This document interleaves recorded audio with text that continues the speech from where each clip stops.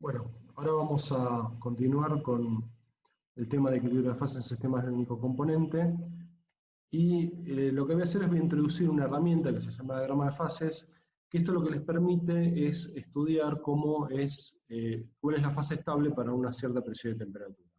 Desde la siguiente, imagínense que tengo un sistema cerrado, donde puedo controlar presión y temperatura, podría ser un tacho con un émbolo, que le puedo controlar la presión, y ese sistema, yo lo que voy a hacer es voy a ir eh, cambiando la presión y la temperatura y voy a ver para cada punto cuál es la fase estable. Entonces, la idea es la siguiente, voy a graficar en el eje de las Y la presión, en el eje de las X la temperatura, y para cada punto voy a poner si es un sólido, un líquido o un gas.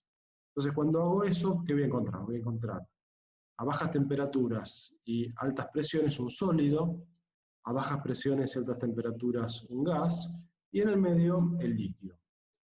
Pero va a haber más cosas, o sea, fíjense, por ejemplo, voy a tener en algún momento, si yo me muevo a esta presión, voy a pasar de sólido a vapor.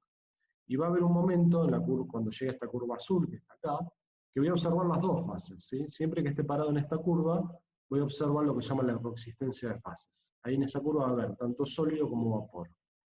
Lo mismo en la curva verde, voy a observar que va a haber tanto sólido como líquido, y en la curva roja voy a observar la coexistencia entre líquido y vapor. Bueno, después aparecen en este diagrama dos puntos especiales. El primer punto es este que está acá, que es el punto triple, donde voy a tener tanto sólido como líquido como vapor. Voy a observar las tres fases, solamente si estoy parado en ese punto. Y después existe un punto característico que se llama el punto crítico, a partir del cual si yo voy a una temperatura mayor que la temperatura crítica, dada por este punto, no voy a tener más, no voy a observar más una transición de líquido a vapor. Va a dejar de, el líquido y el vapor va a dejar de ser fases distinguibles.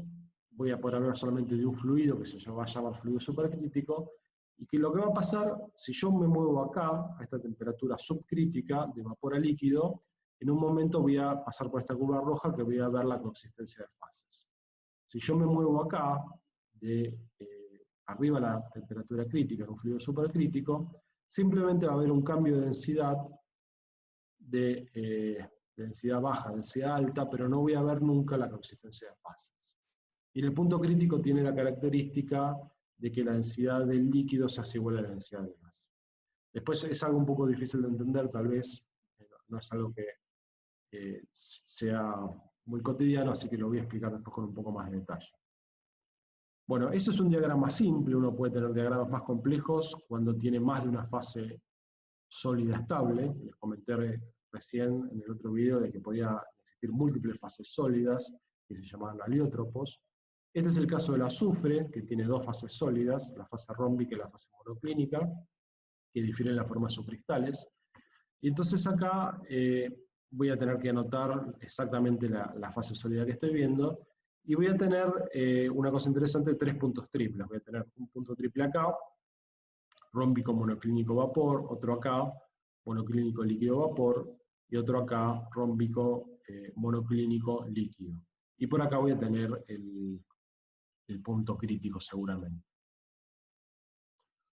Bueno, ahora, ¿qué cosas podemos aprender de este diagrama de fases? Bueno, lo primero es, imagínense que yo tengo un líquido que está en equilibrio con su gas. Si yo estoy en un sistema abierto, eso siempre ocurre porque el gas se puede ir evaporando, en el caso si yo tengo un tacho con agua, y ese vapor que se está evaporando tiene una presión dada que se llama la presión de vapor. ¿sí? Si yo tengo un vaso de agua, el vaso de agua está en equilibrio con una presión de vapor de agua, y esa presión con la que está en equilibrio la puedo buscar en este diagrama. ¿sí? Básicamente, como les decía, si yo tengo un sistema donde tengo un líquido en equilibrio con vapor a una temperatura dada, la presión del vapor es directamente, la puedo buscar en este diagrama, buscando en la temperatura que me interesa, la intercepción en la curva líquido-gas. ¿sí?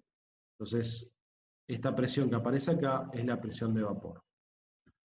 Otra cosa que puedo buscar acá, imagínense que estoy a una atmósfera, Entonces, la intersección de esta presión igual a una atmósfera con las curvas de equilibrio sólido-líquido y sólido-gas corresponde a lo que llamamos la temperatura de fusión normal, o sea, cuando digo normal es porque es a una atmósfera, y la temperatura de ebullición normal, ¿sí?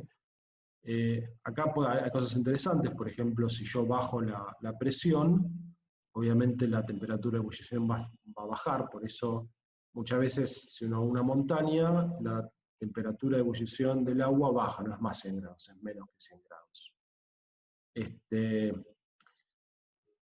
Acá quería aclarar el proceso de ebullición, básicamente es el pasaje de líquido a gas cuando la presión externa es igual a la presión de vapor, entonces lo que ocurre es una transición masiva de fases, ¿sí? Pero durante toda la curva tengo resistencia, simplemente lo llamo ebullición cuando la presión externa, en un sistema abierto, la presión externa es igual a la presión de vapor.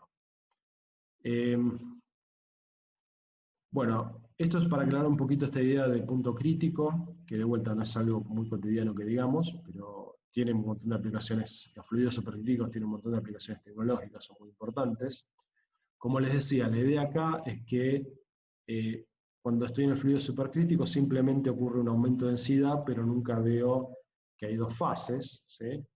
La forma en la que uno identifica dos fases es porque hay una interfase, ¿sí? Si yo tengo acá la fase líquida y la fase vapor, hay una línea que los separa, y esta línea que los separa se llama la interfase, entre fases. Cuando estoy en el fluido supercrítico no voy a observar esa interfase, voy a observar directamente que la densidad va a cambiar, pero nunca va a haber dos fases presentes. Entonces acá les voy a mostrar básicamente un videito, que lo que va a ocurrir es un sistema de dos fases, vamos a ver que hay dos fases, de hecho se llega a ver ahora, y va a ir aumentando la temperatura, nos vamos a ir moviendo sobre la curva de consistencia hasta llegar al punto crítico. Cuando llegamos al punto crítico va a haber un fenómeno que se llama la opalescencia crítica, que van a ver que el color el fluido se transforma como turbio, no se llega a distinguir demasiado bien, deja de ser transparente, eso es un fenómeno que ocurre exclusivamente en el punto crítico, y más allá de eso, vamos a pasar al fluido supercrítico, si seguimos aumentando la temperatura, donde vamos a ver que desaparece, no hay más dos fases, hay una única fase, y después va a ocurrir el proceso inverso donde vamos a enfriar y vamos a ver el proceso al revés. Entonces voy a pasar el video. Fíjense, ahí tengo todavía dos fases. Ahí llego al estado al punto crítico, donde se pone opalescente, se pone turbio, en este caso, en ese momento. Después pasa un fluido supercrítico, y ahora estoy bajando. Estoy bajando y vuelven a aparecer las dos fases, ¿sí? Bueno, ahora una cosa que me dice la termodinámica, hay una ecuación que no voy a demostrar, pero que es muy importante, que se llama la regla de las fases. Acá la idea es la siguiente. Imagínense que yo estoy en un gas, si yo estoy en un gas, puedo estar en este gas para un montón de presiones y temperaturas, ¿sí? Me puedo mover en esta región variando la presión y la temperatura.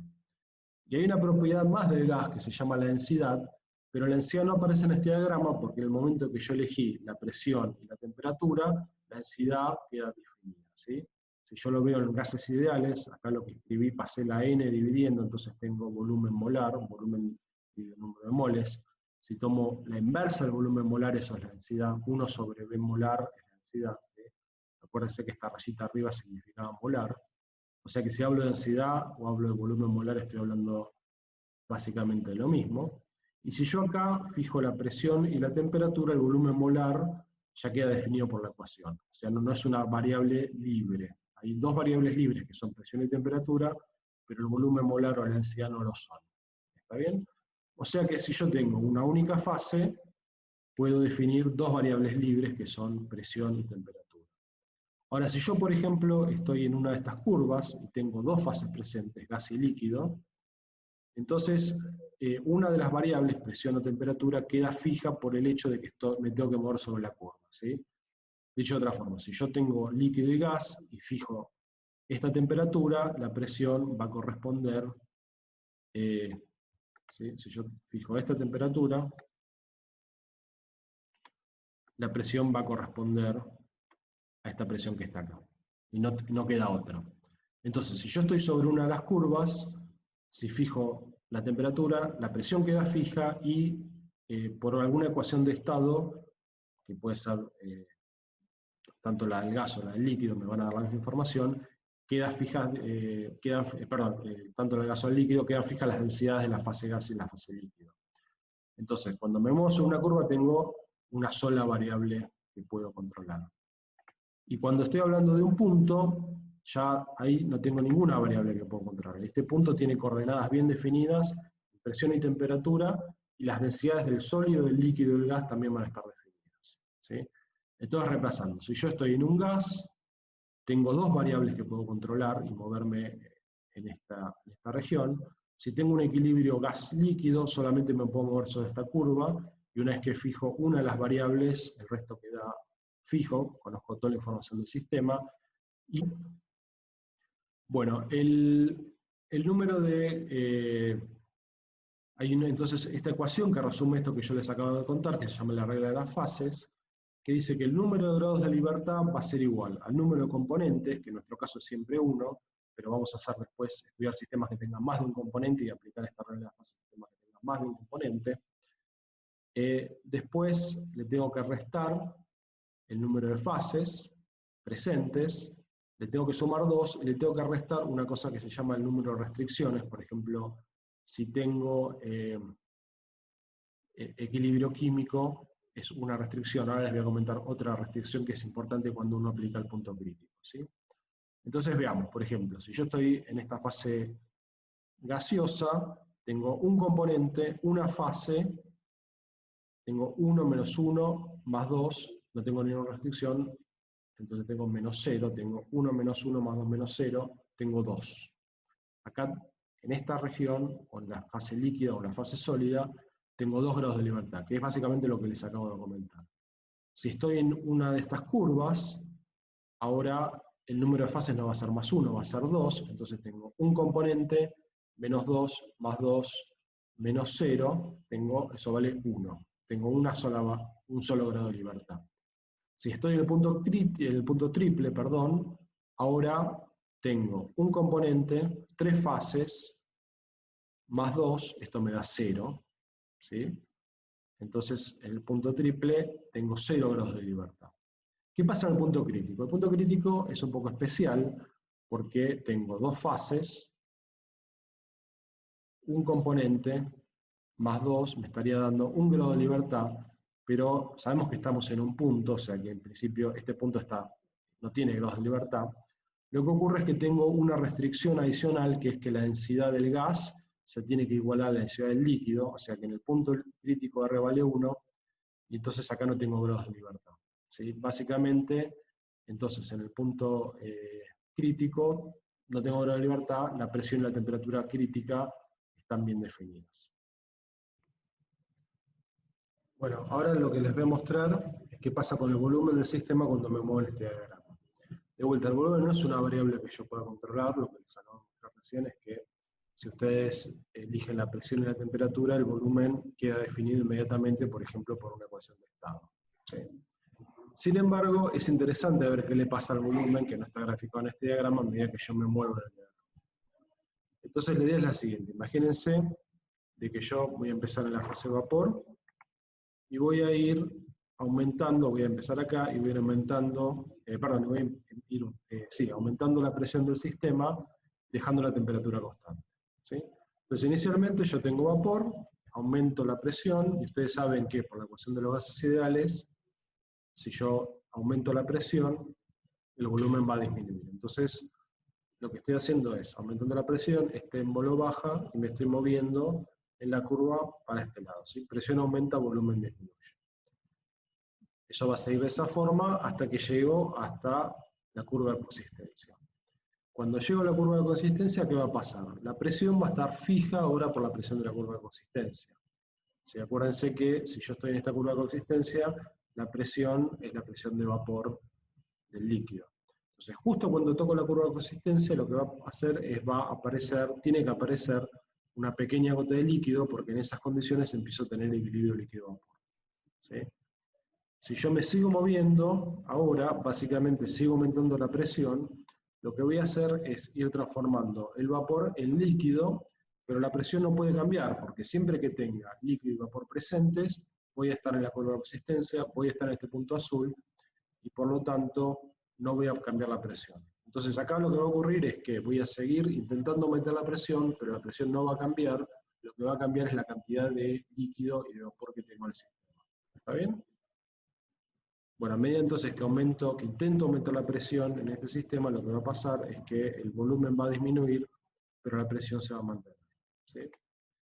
Eso, a medida que el volumen disminuye, lo que está pasando es que la cantidad de gas disminuye y la cantidad de líquido aumenta. Eso va a ocurrir hasta un punto en el cual básicamente me quedo sin gas. Desaparece la última cantidad de gas que tengo. Y cuando desaparece el gas, ahora sí ya dejo de estar en esta curva de coexistencia y entro a la región del líquido. Entonces ahora empiezo a mover en la región del líquido. Y el líquido es básicamente lo que se conoce como un fluido incompresible. Es bastante difícil comprimir el líquido. Entonces yo puedo aumentar muchísimo la presión y el volumen va a disminuir muy poquito. ¿Sí? O sea, lo que estoy haciendo en esta región es básicamente comprimiendo el líquido. Bueno, ¿qué pasa si ahora hago esto mismo en la región supercrítica? En este caso lo que va a ocurrir es que no se va a observar dos fases, no voy a pasar de una fase gas a una fase líquida, sino se va a observar una transición constante, que es esta curva roja que está acá. ¿Sí? Entonces, de vuelta, si paso por la curva de coexistencia, voy a observar una región de coexistencia donde el volumen cambia, pero la presión no, y si estoy en la región supercrítica va a ser una transición suave entre el gas, digamos, moviéndome en el fluido supercrítico.